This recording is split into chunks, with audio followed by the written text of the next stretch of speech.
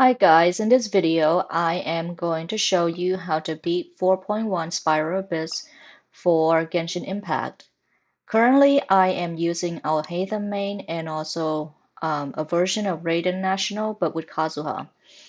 And I am going to show you how to switch team as well in order to defeat this boss. So first in this section, as you can notice, I am using Xiangling to strip off the shield for the seahorse, and I am also using Alhaitham Burst first in order to start stripping off that shield that you see in the bar that's purple. And once it's down, you can use Diona's Burst. I'm using Noblesse on her, and Xiangling and um, Yalan's Burst. And then you just started hitting them with Alhaitham using 2 charge attack. And once you do, as you can see, half of its life points on the seahorse is already down. And you can continue to cycle through this. And as you can tell, the seahorse is back with its shields again, and I'm using my burst. I'll hate them once again in order to strip off that shield and using 2 charge attack. Oh, he's almost died, but he's also down as well. And this is the second cycle. As you can tell, I 2-cycled this boss and was able to finish off with time to spare using Alhaitham. Be very careful using Alhaitham E as well because that's used to strip off the shield for the boss. And on the second run, I use Raiden. And my trick to do this is try to get the dogs to group up with Kazuha and then protect yourself with Shincho's sword. And once you do that, you can nuke with Raiden Q. As you can see, I hit the dogs, but try to go for the big dogs because all the little dogs will probably start traversing towards you once you start hitting the big ones. And once you hit them, this is the second cycle through with Raiden National Kazuha. Try to hit them near the wall so they don't teleport away. You can see that I'm hitting the dogs towards the wall and then they teleport towards me so that way I don't get hit on all sides. So you keep going and cycle through with Kazuha as well and DPS it down. And during this point, you can use a rain source from Shinjo and try to push the Abyss Mage towards the other side. As you can see, I pushed the Abyss Mage to the other one and used the Rain Sword to like strip off all of the shield from the Abyss Mage. And Kazuha helped as well using his burst. And as you can see, it's going to keep moving the Abyss Mage towards one another and then nuke it down with Raiden's Q. And I have 3 stars. On the next run, I also use the same team, but my Kazuha is built for damage. It's not built for elemental mastery, just so you know. This is a really easy run, and as you can tell, I use Vaporize and Bloom in order to do burning damage on the 2 alligators. So you keep DPSing them down, and don't be afraid to use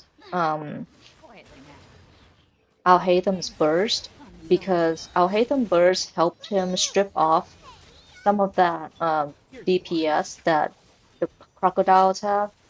So keep using his charge attack and keep using his burst.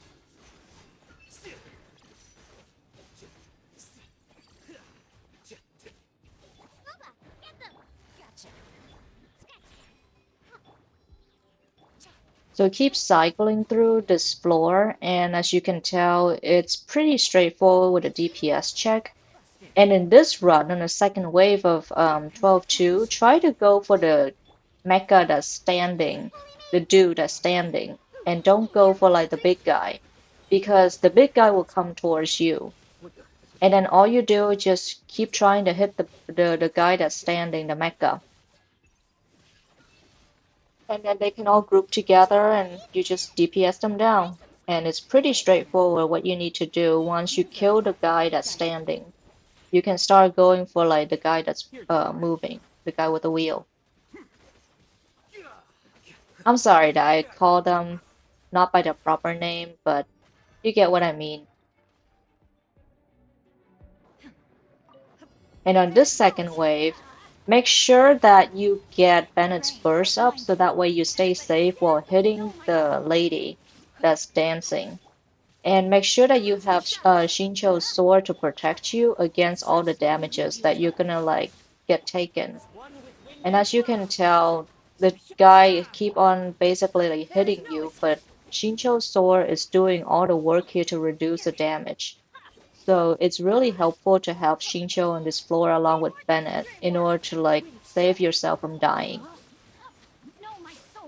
And once you have the burst up, Bennett's burst up, Raiden can start nuking it down and start stripping all of that. I would say that this is probably the hardest floor next to like 12-3 first half because there's just a lot of damages that you have to like deal with unless you were protected by a shield or a Shincho sword.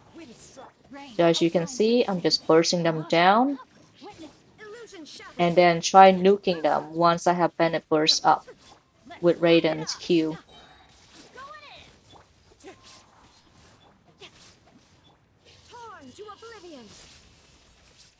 I finished this floor in a nick of time, and I barely have any seconds left, as you can see. It's exactly at 7 minutes. Yep, and on to floor 3. Now for this team, I decided to use the freeze team Morgana with Kazuha involved, and I am using a negative defense and attack boost. And the trick here is to try to get the Water Maiden to stay still and not teleport away. So that's why I'm using the Phantom from Mona to wet her and let her stay in the same place and basically freeze her there in order for her to like stand still so that way you can DPS her down with all of your burst and plunging damage from Kazuha. Now, she did teleport once away, but I was able to get her inside Ganyu's circle. And Ganyu's burst is just really powerful in this team, and so does Mona Phantom. So you keep bursting her down by freezing her. Now, luckily, this is the big trick that I'm using in order to get the two ladies, mages, to stand still. Once I burst one of them down, stripping all of my E skill, I go to the next one right in between them. Because once you go in between them, the other one will be halfway there. And then they just teleport next to one another once you do that, when you get halfway in between both of them. As you can see that I go between both of them to aggro them together. The trick is to move them towards one another so that way you can burst them down with your AoE. So as you can tell, they both teleported to one another and they stand in the same spot. And to avoid them from killing you, all you have to do is just freeze them down with your Morgana team. And they don't have to do a single thing towards you. Once they freeze up, they don't take any of your health away. So the trick is to always wet them and freeze them and plunge attack them or use sucrose if you have sucrose and just burst them down. So enjoy! Now the second half, Shincho's sword is going to be extremely useful here as well because it protects you from damage. So as you can tell, I am using Raiden National. This is a very powerful free-to-play team, and I've always used it in a lot of my Abyss run. And as you can tell, Raiden always have to stand inside Bennett's burst to do for maximum damage. So I always try to get her nuke up and wait for Bennett's burst to go back if I don't have it. And then always protect yourself with Shincho's sword if you have Shincho, or use a shielder like Zhongli or Diona if you have them in your team. But I find that Shincho is the best because he does both damage, protection, and healing. As you can see, once I got all of their burst up, Shincho and Bennett's burst, I nuke with Raiden National and I stripped them down. And with 8 seconds to spare, I 36-star Abyss.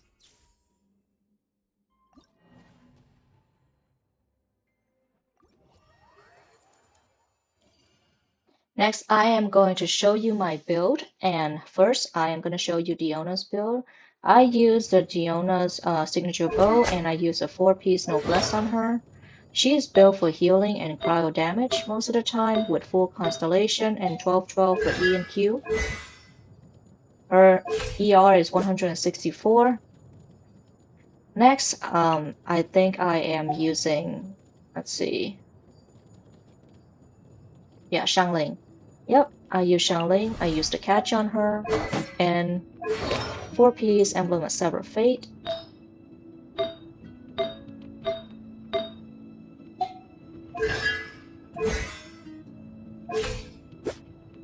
Her energy recharge is 214.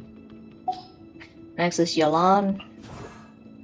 She's also built for energy recharge because I often have energy issue with her when I cycle through her rotation. So I gave her an ER Sand and also Favonius Weapon.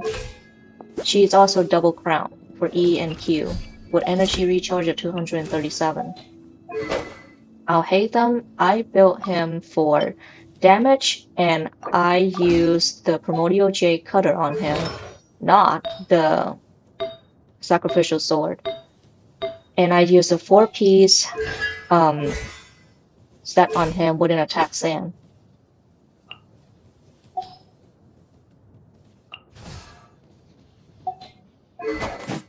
My Raiden is also built for damage as well.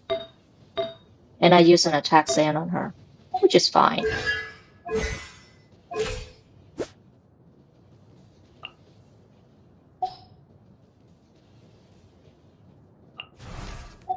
Here's my Bennett. He is mostly an ER build and a noblesse user with full constellation and 1 crown for his Q.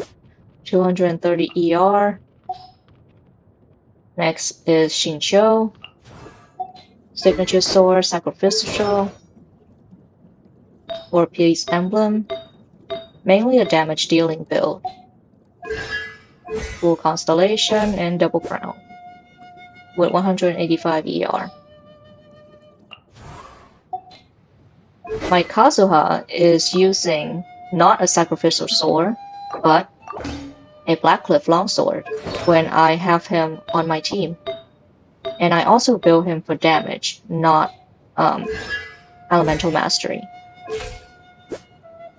I am also very lucky to triple crown and also have a single constellation, C1 on him.